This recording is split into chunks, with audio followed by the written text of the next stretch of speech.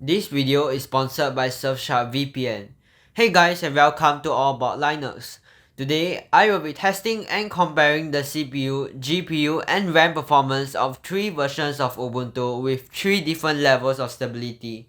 From Ubuntu 20.04.2 LTS, which is the most stable, to Ubuntu 20.10 and Ubuntu 21.04 Daily, which is the least stable.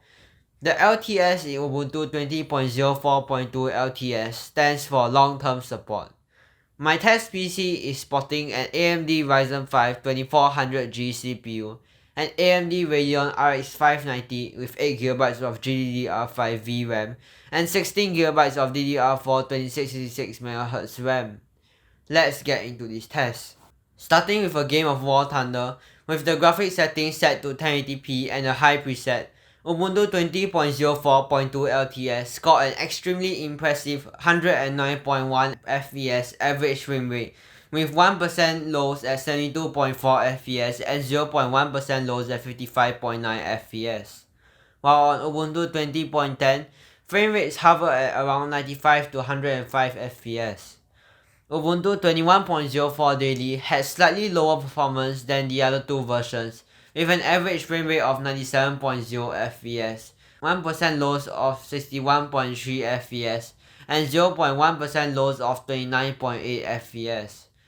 Overall, I think Ubuntu 20.04.2 LTS wins this test for its insane average frame rates. Note that the status in the screen recording was due to an issue with the screen recorder from the Snap Store and not the games. Next, I played a round of arms race for each version in CSGO. With the graphics settings set to 1440p auto, Ubuntu 20.04.2 LTS scored an average frame rate of 66.9 FPS, 1% loss of 32.9 FPS, and 0.1% loss of 21.7 FPS. Ubuntu 20.10 scored slightly lower at 60.7 FPS for its average frame rate, 27.0 FPS for its 1% lows, and 15.3 FPS for its 0.1% lows. Ubuntu 21.04 Daily scored better than the other two, with an average frame rate of 73.2 FPS, 1% lows of 35.1 FPS, and 0.1% lows of 15.9 FPS. Ubuntu 21.04 Daily definitely wins this round.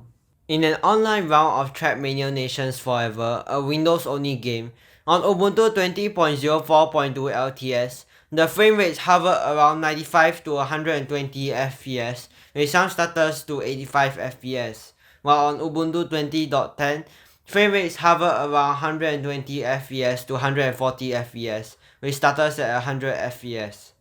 On Ubuntu 21.04 Daily, frame rates yet again was around 120 to 140 FPS, with stutters at 110 FPS.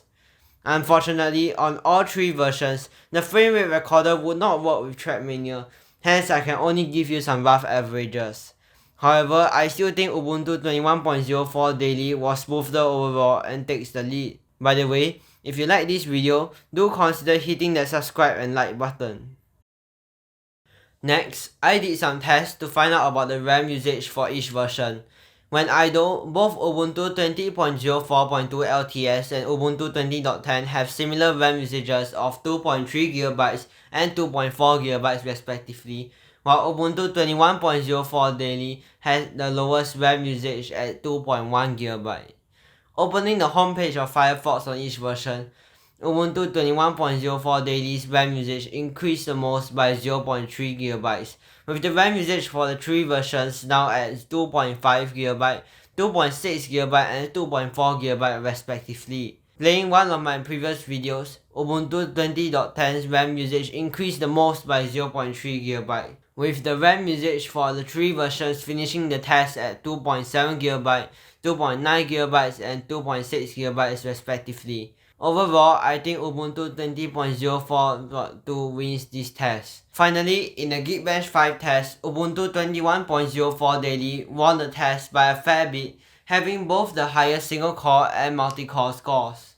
So, in conclusion, I think Ubuntu 21.04 Daily wins this test. Ubuntu 21.04 Daily won the CSGO, TrackMania and Geekbench 5 tests, while Ubuntu 20.04.2 LTS won War Thunder and RAM usage tests. Though this might give you the urge to use Ubuntu 21.04 daily, I would not recommend you to do so. Ubuntu 21.04 is still full of bugs and issues. For example, there were many glitches in the GNOME shell and I could not open my apps on the sidebar sometimes.